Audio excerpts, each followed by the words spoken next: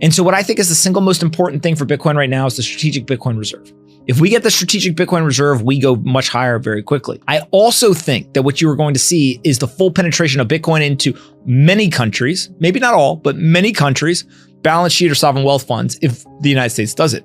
And so if the United States decides that they're going to do it, other countries, they're going to say, hey, we might want to get on this train as well.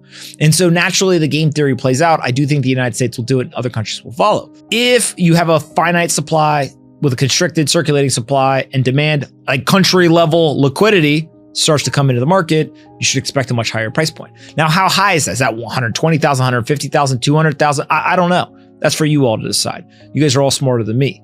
But I do think that we get a much higher price. One of the most outspoken supporters of Bitcoin, Anthony Pompliano, has continuously argued for institutional investment and widespread acceptance. As Bitcoin soared beyond $100,000 in 2024, his observations were more pertinent than ever. Anthony maintained that we are seeing a fundamental change in the way that people view Bitcoin not merely as a speculative asset, but as a vital part of the global financial system as a result of the introduction of Bitcoin ETFs and rising institutional demand. However, investors are wondering what will happen now that the price of Bitcoin has just stabilized between $89,000 and $100,000. Is the market exhibiting indications of weariness, or is this merely a brief downturn before another breakout? Anthony Pompliano dissects the major forces influencing Bitcoin's future in this analysis, including institutional behavior, liquidity cycles, and macroeconomic trends. His observations provide a crucial viewpoint for anyone attempting to negotiate the changing Bitcoin environment. If you're intrigued by bold predictions and deep financial insights, make sure to like this video, subscribe to the channel, and turn on notifications for more engaging content. Thank you for your support and enjoy the video. I see a ton of people being lulled to sleep in the Bitcoin world,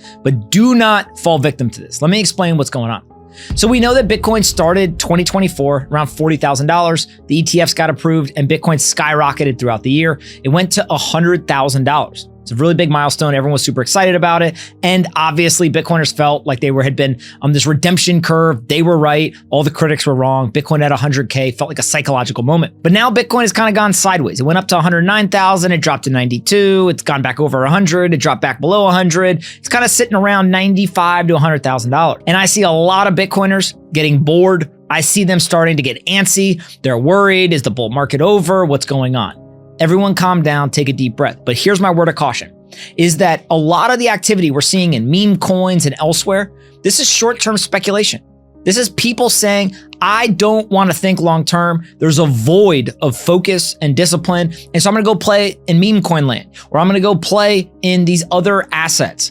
Instead, you got to stay focused. And so what this really tells me is that there's a bifurcation of both conviction and information in the market. Now, what do I mean by that? It means that there's some people who are short-term oriented. They're simply looking at what is the daily price? What else is going on in the market? What's the shiny new thing? That's where their information bucket is they're filling it with as much shiny things as possible.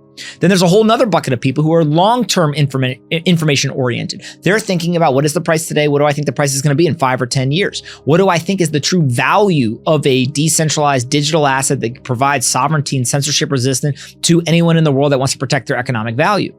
That is a long-term thinker. That's a very different information source than the people who are short-term oriented and just looking at what the latest shiny thing is. And so what that leads me to is right now is actually some of the most interesting times of Bitcoin. Now, why is it interesting to me? It's interesting whenever a lot of people start to get bearish or they start to get lulled to sleep, because usually what I have seen in my time in evaluating this asset and paying attention and holding it is that is the moment when we start to get to a point where then Bitcoin will erupt in either direction. People are lulled to sleep. They don't think anything's going to happen. And bam, we go in either direction. Now, it could be down or it could be up. In this case, I actually think one of the best indicators as to why the price likely goes up rather than down is that we have seen an incredible persistent bid in the market every time Bitcoin has gone to correct. If you go back to 2017 and in 2020 and 2021, every time we had these bull markets, Bitcoin would correct 30% or more a couple of times during the cycle. So obviously in 2017, there was like 5 or 6 different corrections at 30% or more. In 2021, we actually saw a 50% correction after a 50% correction in 2020. So COVID, 50% correction in a single day for Bitcoin. And then in May of 2021, we saw that there was a 50% correction after the China ban of Bitcoin mining. And so you had 50% corrections in 2 years. Crazy. Most assets, you can never go through that. But what have we seen so far?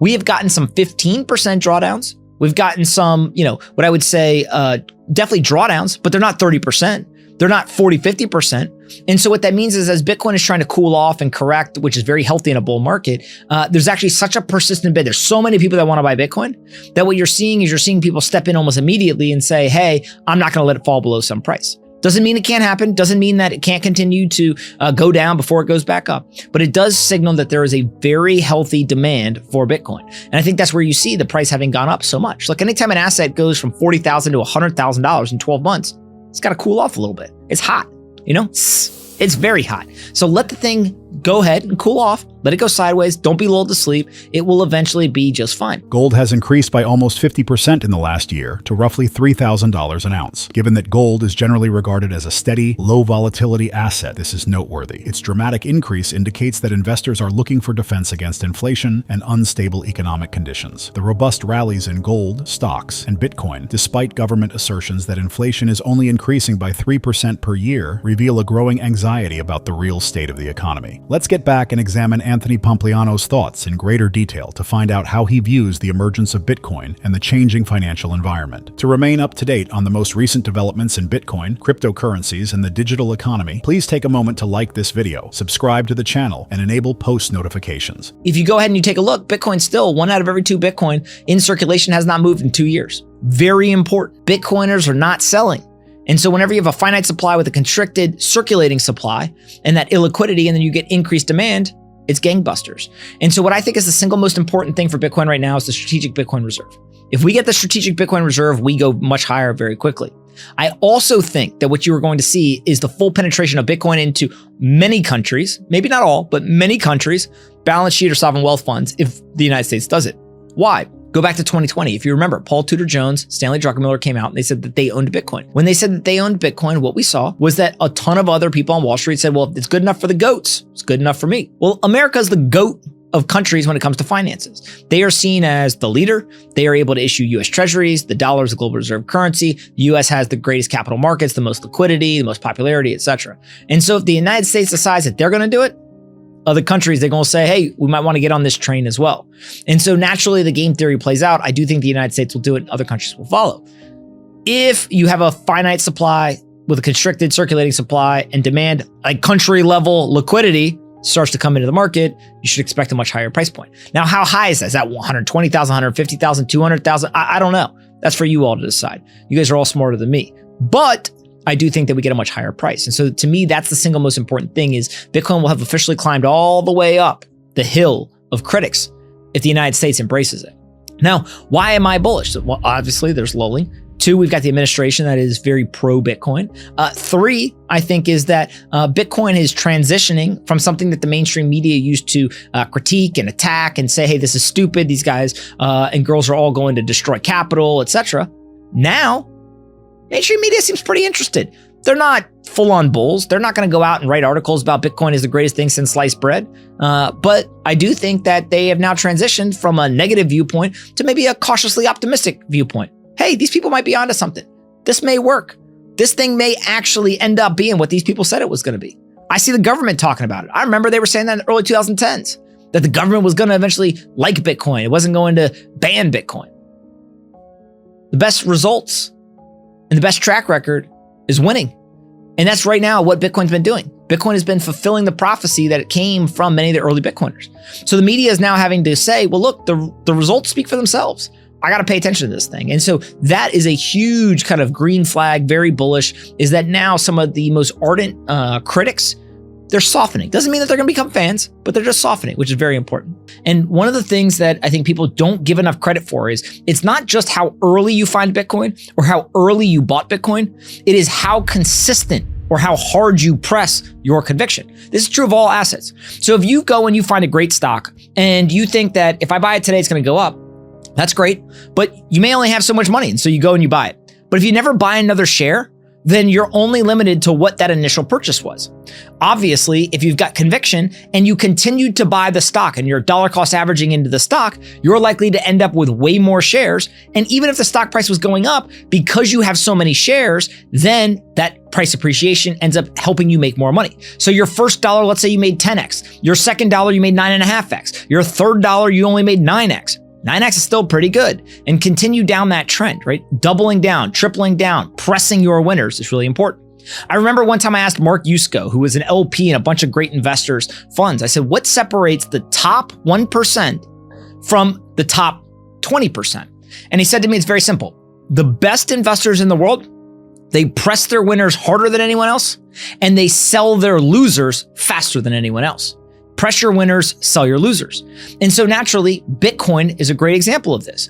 Many of the people I know who have accumulated an immense amount of Bitcoin, yes, some of them found Bitcoin in 2010, but they continued to acquire more Bitcoin. Others found Bitcoin in 2020. Look at MicroStrategy. Literally, 2020 was their first purchase. They now have almost 2% of the total supply. And so why is it? It's pressing your winners. Conviction, continuing to accumulate. Now, that doesn't mean that you go do something undisciplined or you lose emotional control. It just means that you can't get lulled to sleep. You can't get sidetracked. And so being able to understand what is Bitcoin, has the thesis changed? Why is the price going sideways?